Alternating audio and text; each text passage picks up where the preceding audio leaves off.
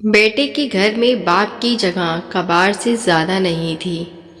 पत्नी के अंतिम संस्कार व 13वीं के बाद रिटायर पोस्टमैन मनोज बाबू गांव छोड़कर बेंगलौर में अपने पुत्र श्याम के बड़े से मकान में आए हुए थे।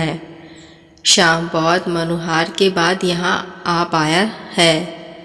यद्यपि वह पहले भी कई बार प्रयास कर चुका था, किंतु अम्मा ही बाबूजी को यहाँ यह कहकर रोक देती थी कि कहाँ वहाँ बेटे बहू की ज़िंदगी में दखल देने चलेंगे। यही ठीक है, सारी ज़िंदगी यहीं गुजारी है और थोड़ी सी बची है उसे भी यहीं रहकर काट लेंगे। ठीक है ना?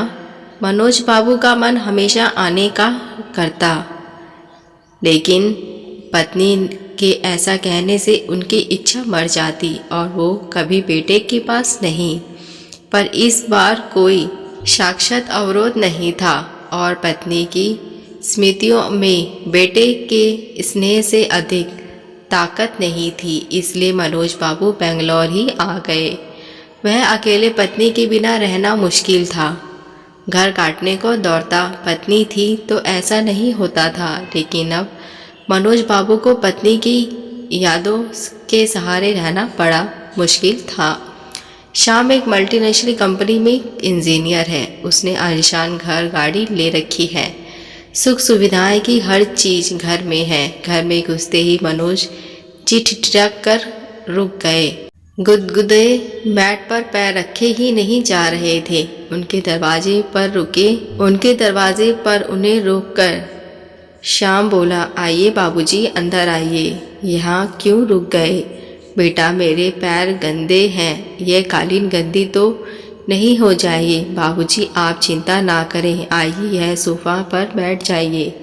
सहमे हुए कदमों से चलते हुए मनोज जैसे ही सोफे पर बैठे तो उनकी चीख निकल गई, आए रे मर गया रे। उनके बैठते ही नरम और गद्देदार सोफे की गद्दी अंदर तक घुस गई थी। इससे मनोज की चीहुक कर चीख पड़े थे, क्योंकि ये सब उनके लिए नया था। उन्होंने कभी ऐसी चीज़ नहीं देखी थी। मनोज बहुत खुश हो रहे थे। चाय नाश्ता करने के बाद श्याम ने मनोज जी से कहा, बाबूजी आइए, आपको कमरा दिखा दूं अपना। ज़रूर बेटा, चलो। बाबूजी, यह है लोबी जहां हम लोग चाय पी रहे थे। यहाँ पर कोई भी मेहमान आता है तो चाय नाश्ता या गपशप होती है।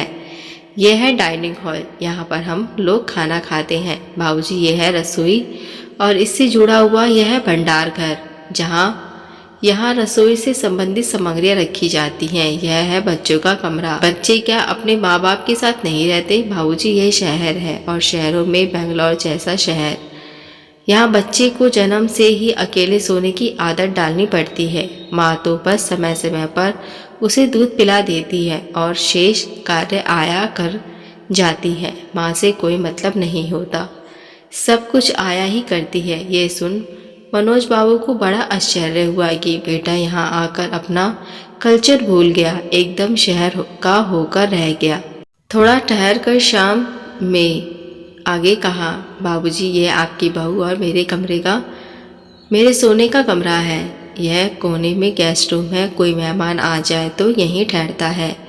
ये छोटा सा कमरा पेट्स के लिए है। कभी कोई जानवर, कुत्ता आदि पाला गया तो उसके लिए व्यवस्था रखी गई है। सब कुछ देख मनोज बाबू बड़े खुश थे। सीढ़ियाँ चढ़कर ऊपर पहुँचे। शाम ने बड़े चौड़ी छत के एक कोने में बने एक टीन की छत वाली कमरे को खोलकर दिखाते हुए कहा, बाबूजी, ये है घर का कबाड़ खाना। घर की सब टूटी फूटी और बेकार वस्तु यहीं पर एकत्रित कर दी जाती हैं और दिवाली होली पर इसकी सफाई कर दी जाती है। ऊपर ही यह एक बाथरूम और टॉयलेट भी बनाया हुआ है। मनोज ने देखा कि इसी कबाड़ खाने में एक फोल्डिंग चारपाई पर बिस्तर लगा हुआ है और उसी पर उसका झोला रखा हुआ है। मनोज बाबू ने पलटकर बेटे की तरफ देखा, किंतु वह नीचे जा चुका था। मनोज जी चारपाई पर बैठकर सोचने लगे कि कैसा यह एक मकान है। भविष्य में पाले जाने वाले पशुओं के लिए कमरे का विधान किया गया है, किंतु बूढ़े माँ बाप के लिए नहीं। इसके लिए तो कबाड़ का कमरा ही उचित आवास मान लिया गया है। नहीं, अब मैं कबाड़ नहीं हूँ, श्याम की माँ की सोच बिल्कुल सही था, मुझे यहाँ नहीं आना चाहिए था। अगली सुबह जब श्याम मनोज के लिए चाय लेकर ऊपर आया तो कक्ष को खाली पाया। बाबूजी का झोला भी नहीं था वहाँ। जिसने टॉयलेट व बाथरूम भी देख लिया किंतु बाबूजी वहाँ भी नहीं थे। वह झट से उतरकर नीचे आया तो पाया कि मेन गेट खुला हुआ है। उधर मनोज टिकट लेकर गांव वापसी के लिए सवेरे वाली गाड़ी में बैठ चुके थे। उन्होंने कुर्ते की जेब में हाथ डालकर देखा कि उनके अपने घर की चाबी मौजूद थी। उसे कसकर मुट्ठी में पकड़ लिया। चलती हुई गाड़ी में उसके चेहरे को छू रही हवा उसके इस निर्णय को और मजबूत बना रही थी। अभी इतने गिरे हुए दिन नहीं आए हैं कि वह कबाड़ बन जाए। वो अपने घर में अपनी पत्नी की यादों के सहारे जिंदगी गुजारने लगे। मनोज जी क्या सोचकर आए थे और यहाँ उनको क्या मिला? सारी खुशियाँ बस थोड़ी देर की थी। मनोज जी ने सोचा, अपने दम से दम है। हमें खुद को ऐसा बनाना चाहिए कि हमें किसी के सहारे की ज़रूरत ना पड़े, क्योंकि बुढ़ापे में बेटों के घर में माँ बाप के लिए जगह नहीं होती।